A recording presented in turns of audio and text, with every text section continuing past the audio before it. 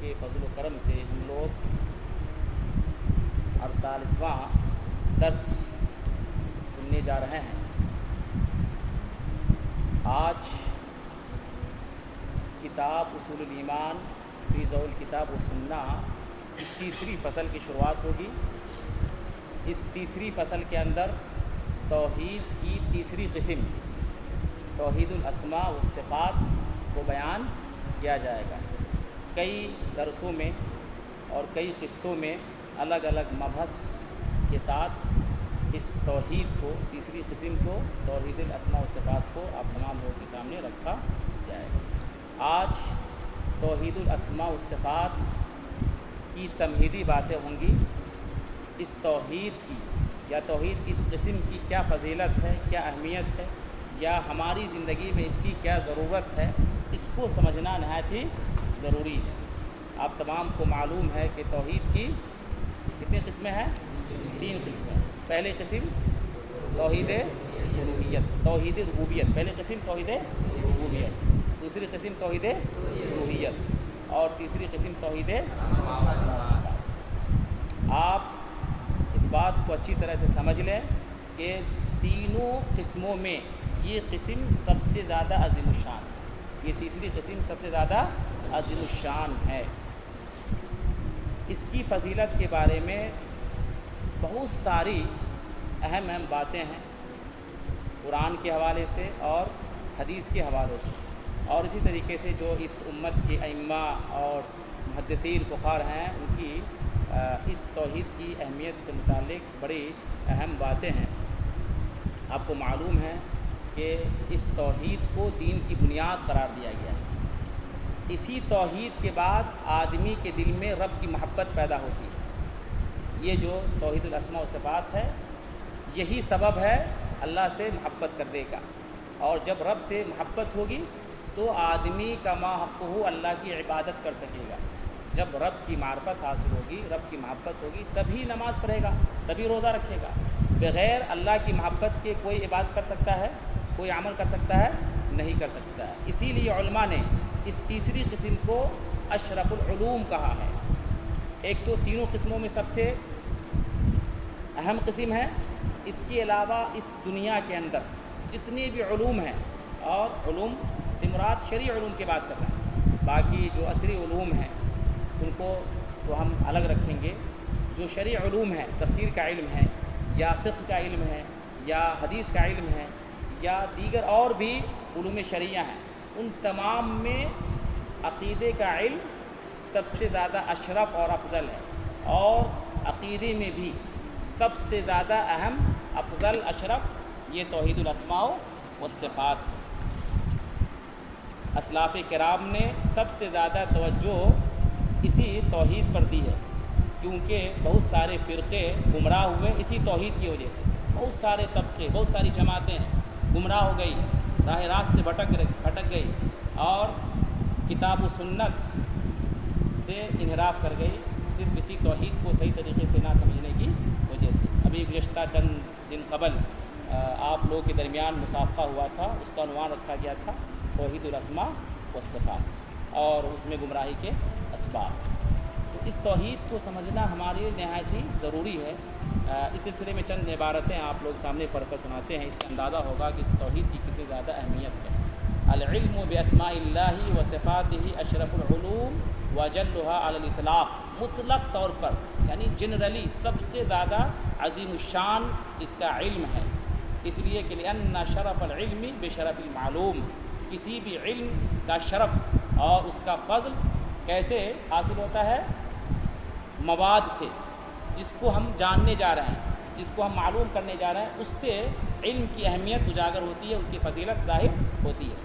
تو اس علم میں کس کو ہم لوگ جانیں گے، کس کو پہچانیں گے، اور کس کی معرفت حاصل کریں گے؟ اللہ تعالیٰ کی۔ کس کی؟ اللہ تعالیٰ کی معرفت حاصل کریں گے، اللہ تعالیٰ کے اسماء کو جانیں گے اور اللہ تعالیٰ کی صفات کو جانیں گے۔ جب اللہ تعالیٰ کا علم حاصل کرنے جا رہے ہیں تو کیا یہ کہنے والی بات ہے کہ اس سے بہتر کوئی علم ہو سکتا ہے؟ یہ مطلق طور پر سب سے جو ہے نا بڑا علم ہے، سب سے عظیم الشان علم ہے۔ ساتھ ہی علماء نے کہا کہ الاشتغال بفہم حاصل علم اشتغال بعال المطالب، کہ اس علم کو سمجھنا، اب تمام لوگ اللہ کے فضل سے بیٹھے ہیں اور سمجھ رہے ہیں، اس علم کو سمجھنا جاننا اشتغال بعال المطالب، دنیا میں سب سے اعلیٰ چیز کو حاصل کرنے کے برابر ہے، دنیا میں سب سے افضل چیز کو حاصل کرنے کے برابر ہے۔ وحصولہ للعبد، اور اگر کسی شخص کو یہ علم حاصل ہو جاتا ہے، اگر کوئی آدمی توحید الاسماء و صفات کی حقیقت کو جان لیتا ہے تو کیا ہوگا؟ ہوا من اشرف المواہب، اللہ تعالیٰ کی سب سے بڑی نعمت ہوگی، انسان پر اللہ تعالیٰ کی سب سے بڑی نعمت ہوگی، سب سے بڑا ہدیہ ہوگا، سب سے بڑا تحفہ ہوگا۔ اسی طریقے سے علماء نے کہا ہے کہ معرفت حاضر توحید اصل الدین، اس توحید کو سمجھنا دین کی بنیاد ہے، و اساس الہدایہ، اور ہدایت کی اساس ہے، ہدایت کی اساس ہے، وہ افضل و اوجم ما اقتبستہ القلوب و حصلتہ النفوس و ادرکت العقول، اور سب سے افضل اور سب سے بہترین ہے جس کو دل حاصل کرے، نفس سمجھے اور عقل اس کا ادراک کرے۔ اسی طریقے سے بعض علماء نے کہا ہے کہ حاجت الناس الی معرفت التوحید بالاسماء والصفات اعظم من حاجتہم الی الطعام والشراب والہوا، کہ ایک انسان کے لیے توحید اسماء و صفات کو سمجھنا انسان کے کھانے پینے اور دیگر خواہشات کی تکمیل سے کہیں زیادہ عظیم ہے اور ضروری ہے۔ تو یہ مختصر بات ہے، ان باتوں سے آپ تمام لوگوں نے سمجھ لیا ہوگا کہ یہ مطلق طور پر سب سے عظیم شان علم ہے، اشرف علم ہے، اور اس کے بغیر پھر انسان کا عقیدہ ادھورا رہ جاتا ہے، بلکہ انسان کی عبادت ناقص رہتی ہے اور انسان کے دل میں رب کی محبت پیدا نہیں ہو پاتی ہے۔ والمحبت منوطۃ بمعرفت اللہ باسمائہ و صفاتہ، ابن تیمیہ رحمۃ اللہ علیہ اور دیگر ابن قیم رحمۃ اللہ علیہ نے اعلام الموقعین کے اندر، ابن تیمیہ رحمۃ اللہ علیہ نے دار العقل والنقل کے اندر اور مجموع الفتاویٰ کے اندر اس توحید کی بڑی اہمیت واضح کی ہے اور اس کے بارے میں بہت ساری باتیں لکھی ہیں۔ تو اس توحید کے بغیر ایک انسان صحیح طریقے سے عبادت نہیں کر سکتا ہے، چونکہ عبادت کے لیے یعنی خلوص دل سے عبادت کرنے کے لیے شرط ہے کہ آدمی کے دل میں اللہ کی محبت ہو، اللہ کی رضا ہو، اخلاص ہو۔ بغیر اخلاص کی کوئی عبادت قبول ہوگی؟ کوئی عمل مقبول ہوگا؟ نہیں ہوگا۔ اور اخلاص کب پیدا ہوگا؟ جب رب کی محبت ہوگی، اور رب کی محبت کب حاصل ہوگی؟ جب رب کی معرفت ہوگی، جب رب کی معرفت ہوگی۔ اور رب کی معرفت کیسے ہوگی؟ جب اللہ تعالیٰ کے اسماء کو جانیں گے، رب کی خوبیوں کو جانیں گے اور رب کی صفات حسنہ کو جانیں گے۔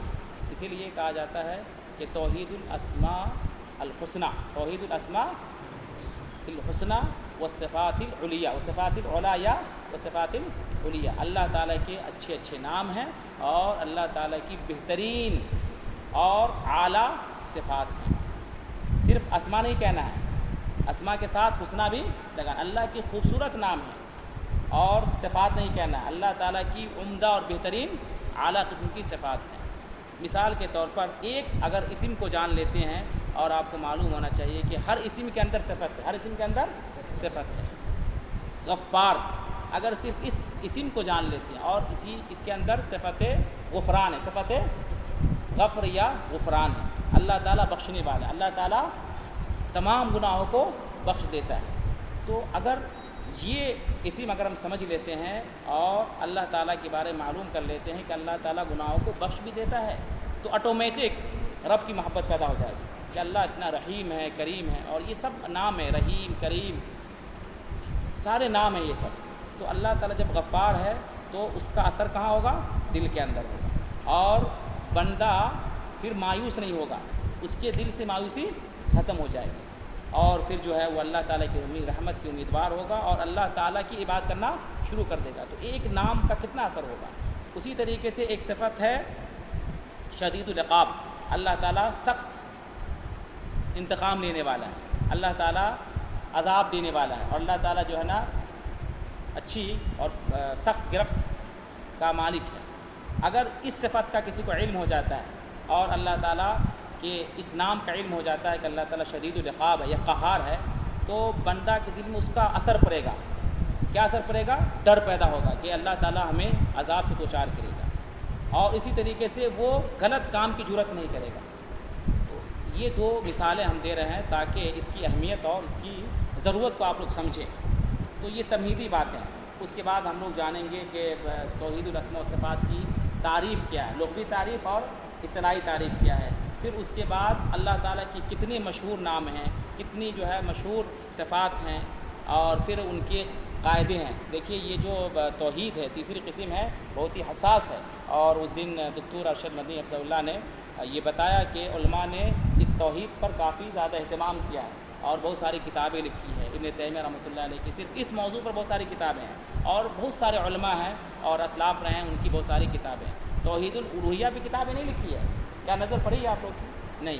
یا توحید الربوبیہ پہ کتاب نہیں لکھی گئی ہے، بلکہ توحید الاسماء و صفات کا نام کتابیں لکھی گئی، اس موضوع پہ کتابیں لکھی گئی. اس لیے کہ اس میں جو ہے نا لوگ بہت زیادہ گمراہ ہوئے ہیں، طبقے اور فرقے بہت زیادہ گمراہ ہو گئے، اور اس کی لوگوں کو ضرورت ہے، ہمیں ضرورت ہے. اللہ تعالیٰ کی حقیقت کو، معرفت کو جاننا ہمارے لیے نہایت ہی ضروری ہے. تو یہ چند بنیادی باتیں ہیں اور ابتدائی باتیں ہیں، تمہیدی باتیں ہیں جن کو ہم نے آپ تمام لوگوں کے سامنے رکھی ہے.